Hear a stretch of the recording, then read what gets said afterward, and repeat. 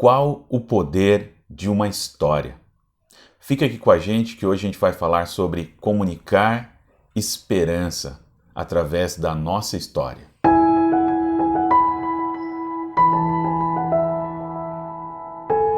O pastor Rick Warren, autor do livro Uma Igreja com Propósito, pastor da igreja de Saddleback nos Estados Unidos, ele tem uma ilustração muito interessante quando ele fala pra gente sobre contar histórias.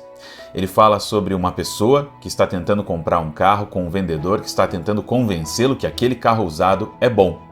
Mas no momento que os dois estão ali conversando, passa alguém que já teve aquele veículo e diz para aquela pessoa, para aquele cliente: olha, pode comprar esse carro. Eu já tive um desses e o carro é bom, pode confiar. Qual das duas palavras, a do vendedor ou a do cliente satisfeito, vai ter mais peso sobre a decisão da compra daquele cliente? Com certeza, o do cliente satisfeito. É assim muitas vezes quando a gente conta histórias de restauração.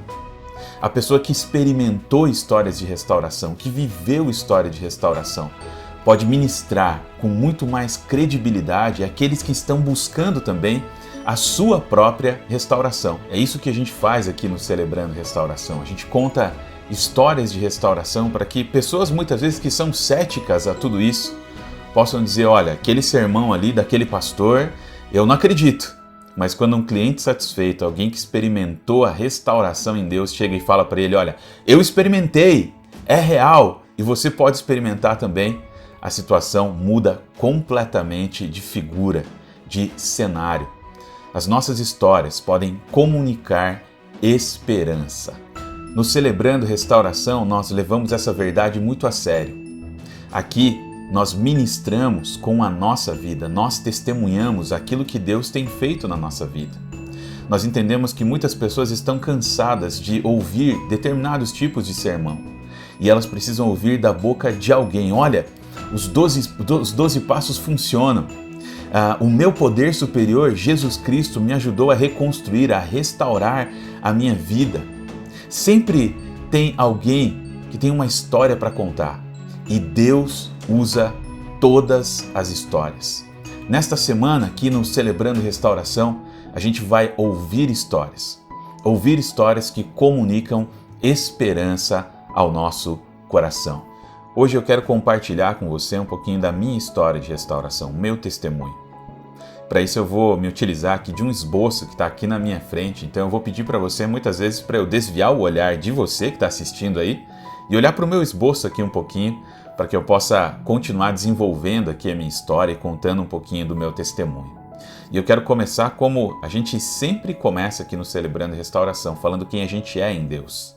Então, meu nome é Alexandre e eu sou um filho amado de Deus, lutando contra a codependência emocional nas áreas do medo, da necessidade de agradar a todos e da baixa autoestima. Eu cresci num lar disfuncional, de pais separados, e quando criança eu via meus pais brigando por mim.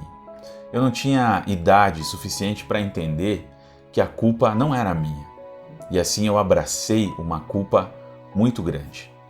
Dos 6, 7 anos até os 12 anos, eu morei basicamente a cada 1 ano e meio, 2 anos com cada um deles, revezando aí nesse período.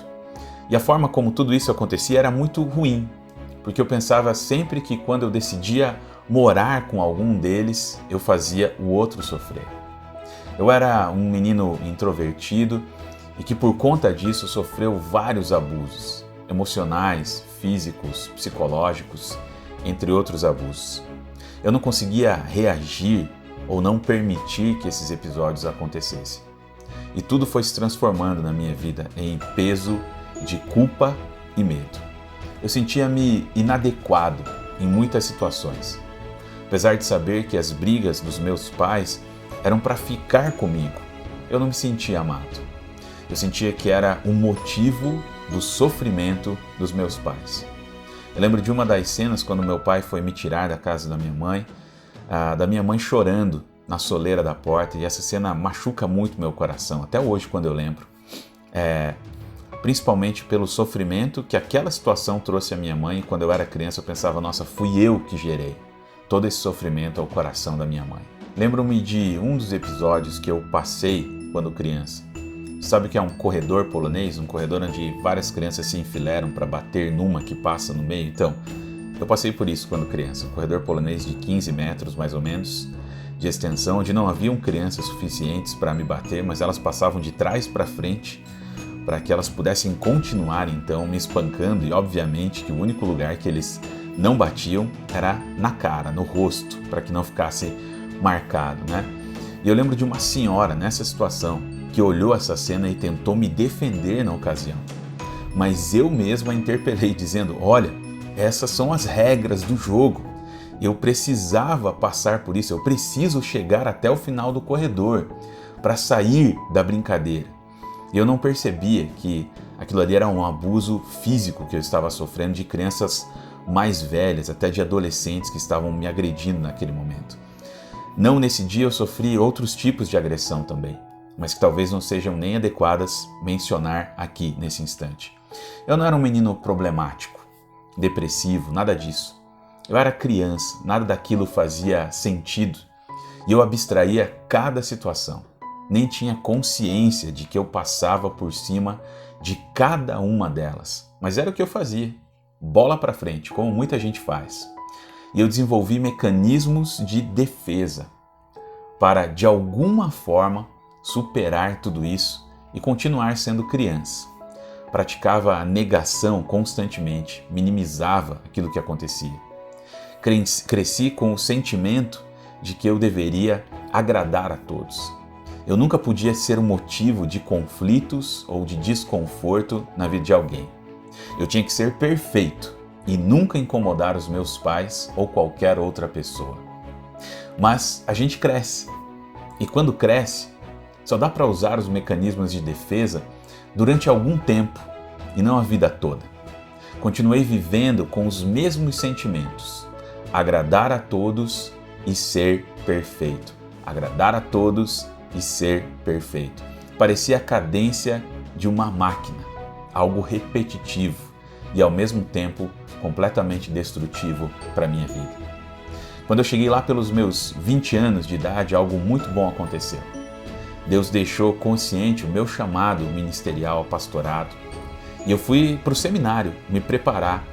E em meio a tantas lutas que eu enfrentava na época, lutas financeiras, Deus abriu várias portas e quando eu menos percebi, eu tinha terminado o seminário, já era pastor, mas eu ainda não tinha tratado nada do que o meu coração esquecia lá no passado. Todos os conflitos de anos de negação eclodiram e explodiram dentro de mim. Eu caí num buraco emocional gigantesco.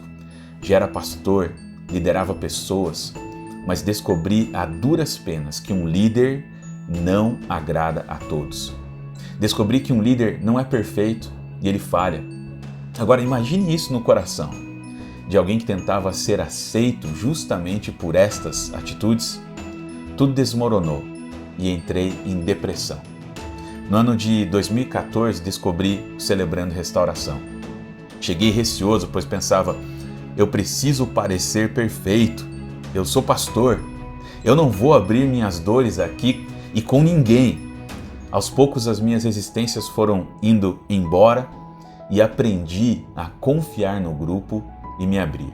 Através do passo 4, fazer um destemido e minucioso inventário moral da minha vida, ou seja, escrever a história de vida, eu descobri que tinha muito passado que não foi tratado. Descobri no CR que a ansiedade é excesso de futuro, o estresse é excesso de presente, mas que a depressão é excesso de passado. Então, pela minha depressão, daquele momento em que eu passava, eu tinha muito passado para ser tratado. Eu descobri que as marcas da minha vida nunca vão ser apagadas, mas que elas podem ser ressignificadas para que não doam mais. Eu descobri que não preciso ser perfeito para ninguém e que eu nunca vou conseguir agradar a todos. Deus colocou remédio onde havia machucaduras e feridas. Coloquei as minhas marcas na presença de Deus e me permiti assentar à mesa do Rei. Hoje recebo alimento para a minha alma. Descobri que eu posso apreciar um momento de cada vez, viver um dia de cada vez e receber as dificuldades como um caminho para chegar à paz. E como Jesus, aceitando as circunstâncias do mundo como realmente são e não como eu gostaria que fossem. Eu tenho aqui no meu escritório, na minha salinha, uma plaquinha que eu ganhei de uma pessoa muito especial na minha vida. E um dia eu contei esse testemunho e ela fez essa placa com esse versículo que acompanha o meu testemunho e eu quero ler diretamente da plaquinha que eu ganhei dela. Diz assim: mas agora, esta é a mensagem do Eterno, do Deus que fez você, Alexandre. Daquele que o formou no início, não tenha medo. Eu o resgatei. Eu o chamei pelo nome. Você é meu. Quando estiver atolado até o pescoço em problemas, estarei lá com você. Fique atento, não se distraia. Vou fazer uma coisa diferente e está para acontecer. Não está percebendo?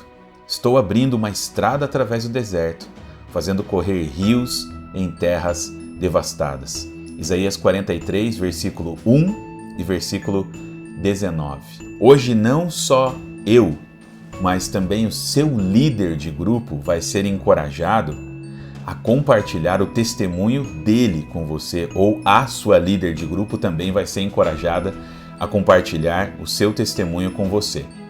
E diante da exposição do testemunho de cada um de nós hoje nos grupos dos líderes, eu quero deixar uma pergunta para você, para que a gente possa partilhar nessa noite. O que este testemunho comunica de positivo para a sua vida? Eu falo todas as semanas aqui, você já sabe. Se puder, deixa um like aqui nesse vídeo e inscreva-se no nosso canal. Que Deus abençoe a sua vida, boa partilha e até semana que vem, em nome de Jesus. Fui! Nós mostramos às pessoas, hoje eu recebo alimento para minha alma. E o caminhão barulhento passou de novo. E inscreva-se aqui no nosso... Acabou!